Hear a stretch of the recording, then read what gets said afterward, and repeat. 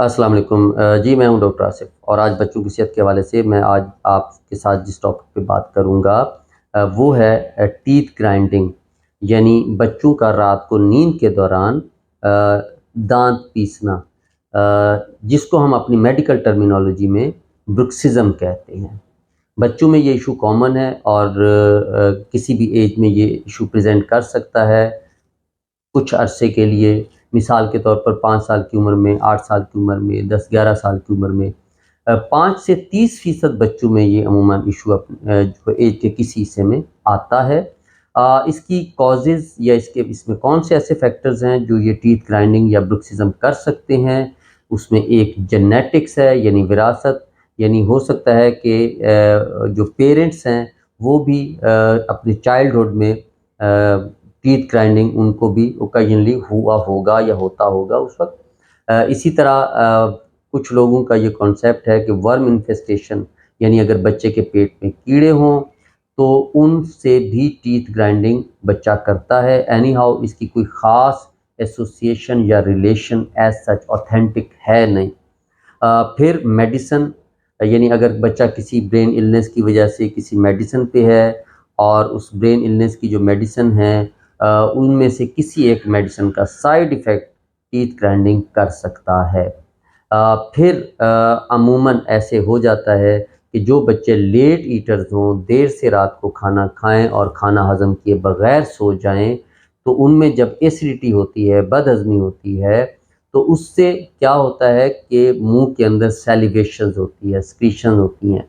और आम रूटीन में भी जब हम सो रहे होते हैं तो हमारा ऑटोनोमिक नर्वस सिस्टम वो एक्टिवेट होता है, वो एक्टिव होता है और वो आम तौर पर हमारी जो जैसे दिल की धड़कन है, जैसे सांस की रफ्तार है, इसको कंट्रोल कर रहा होता है। इसी तरह जो सिक्रीशंस हमारे मुंह में बन रही होती हैं वो उनको भी क्लियर कर रहा होता है। तो एसिडिटी से जब अगर सिक्रीशन ज़्यादा बने, सेलिब्रेशन ज़्यादा हो, तो डेफिनेटली वो टीथ ग्राइंडिंग कर सकती है। इसी तरह फिर अगर बच्चे रात को खाना खाने के बाद ब्रश ना करें और उसमें कोई खाना जो के कुछ जो पीसेस हैं वो दांत में फंस जाएं, तो वो रात को फिर उसको क्लियर करने में जो सेलिब्रेशन होती है उससे भी टीथ ग्राइंडिंग हो सकती है।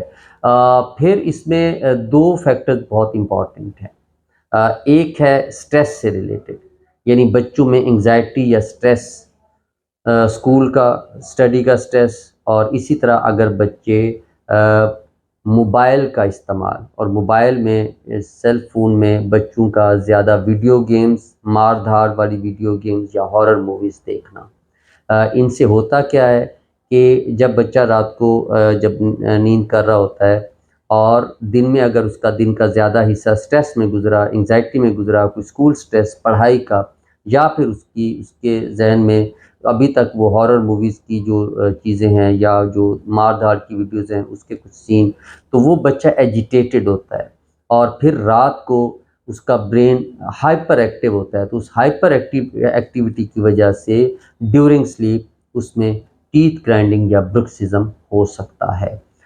फिर मैल एक्लूजन ऑफ जॉ, यानी टीथ, यानी हमारे जो दांत का जबड़ा है, अपर और लोअर जॉ जो है, उसमें जो दांतों की ग्रोथ है वो अगर उसमें दांत आगे पीछे आ रहे हों तो उससे भी टीथ ग्राइंडिंग या ब्रुक्सिज्म हो सकता है। लेकिन इसको हम दूसरे एस्पेक्ट में अगर देखें तो ये भी मुमकिन है कि यस, अगर टीथ ग्राइंडिंग या ब्रुक्सिज्म लंबा अरसा चले तो वो जो डेंचर है उसको, यानी जो जॉ है उसकी ग्रोथ को, जबड़े की, दांतों की ग्रोथ को इफ़ेक्ट कर सकता है और उससे फिर ये टीथ ग्राइंडिंग मज़ीद बढ़ भी सकता है। सो ये दोनों चीज़ें इंटरलिंक्ड हैं, यानी टीथ ग्राइंडिंग की वजह से जो जबड़े की या जॉ की ग्रोथ है वो इफ़ेक्ट हो सकती है, और अगर जबड़े या जॉ की जो ग्रोथ किसी वजह से मैल ओक्लूजन ऑफ टीथ आपस में उनके एडजस्ट जो इन लाइन नहीं है, अलाइनमेंट नहीं है, आगे पीछे हैं, तो यस, ये भी टीथ ग्राइंडिंग कर सकते हैं।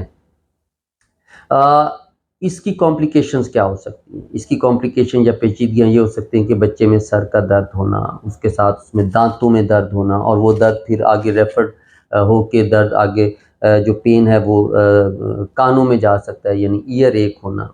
फिर उसके बाद बच्चे की स्लीप डिस्टर्ब हो सकती है। इसमें आपने करना क्या है? अच्छी बात ये है कि जिन बच्चों में कुछ जेनेटिक फैक्टर हो या जिन बच्चों में कुछ ऐसे डाइटरी फैक्टर्स हों जो मैंने आपको अभी गिनवाए हैं, अगर स्ट्रेस से रिलेटेड हो तो ये अमूमन ये बच्चे जो है वो कुछ अरसे में ये स्ट्रेस जो अगर आप उसका रिलीव कर दें तो कुछ अरसे में ये बच्चे ठीक हो जाते हैं। यानी इनमें ये टेम्परेरी होता है, आर्जी तौर पर होता है, ये सेल्फ रिजॉल्व खुद ही ठीक हो जाता है। इसमें आपने सबसे इम्पॉर्टेंट यही है कि स्ट्रेस को कम करना है। अब उसको कैसे कम करना है? पहली बात तो ये कि मोबाइल पे अगर आपका बच्चा ज़्यादा मोबाइल यूज़ कर रहा है तो आपने उसमें देखना है कि वो ज़्यादा अगर इस तरह की वीडियो गेम्स या इस तरह की कोई हॉरर मूवीज़ देख रहा है तो डेफ़िनेटली आप कोशिश करें कि उससे वो अवॉइड करें। फिर अगर उसका स्ट्रेस जो है वो रिलेटेड है उसकी पढ़ाई से, उसकी स्टडी से, तो उसका सॉल्यूशन आप ढूँढें, उसको उसको रिलैक्स करें और उसकी उसकी हेल्प करें। फिर जब बच्चा बेड टाइम पे यानी वो जब वो स्लीप टाइम पे जब वो आपके साथ नींद नींद सोए तो उस वक़्त फिर क्या करना है, बेड टाइम पे आपने नींद से पहले बच्चे के साथ कुछ इस तरह की गपशप करनी है जिससे बच्चे का स्ट्रेस जो है वो जैसे हम लोग अमूमन क्या करते हैं कि सोने से पहले बच्चा हमसे स्टोरी सुनता है, तो वो जो स्टोरी है उसमें कुछ ऐसी अच्छी बातें हों और ऐसी गपशप और ऐसा कुछ ऐसा एंटरटेनमेंट हो डेफ़िनेटली कि बच्चा रिलैक्स होके सोए, तो फिर टीथ ग्राइंडिंग नहीं होगी। यानी इन बच्चों में अमूमन ओकेजनल जो टीथ ग्राइंडिंग है ये फिर विदाउट एनी इंटरवेंशन ये ठीक हो जाती है। यस, अगर ये टीथ ग्राइंडिंग बहुत लंबा टाइम चले तो फिर इसमें जॉ प्रॉब्लम यानी उसमें दांतों की ग्रोथ के प्रॉब्लम आ सकते हैं। सो अगर ये टीथ ग्राइंडिंग जो है ये लंबा अरसा चल रही हो तो फिर आपने अपने पीडियाट्रिशियन से डिस्कस करना है और वो फिर आगे पीडियाट्रिक डेंटिस्ट से जो है ना वो ओपिनियन ले सकता है। तो ये चीज़ें कुछ ब्रुक्सिज्म या टीथ ग्राइंडिंग से रिलेटेड थी। एनी हाउ इससे रिलेटेड अगर कुछ और भी आपके जहन में क्वेश्चंस हों तो आप कमेंट कर सकते हैं। अपना ख्याल रखिएगा। अल्लाह हाफ़िज़।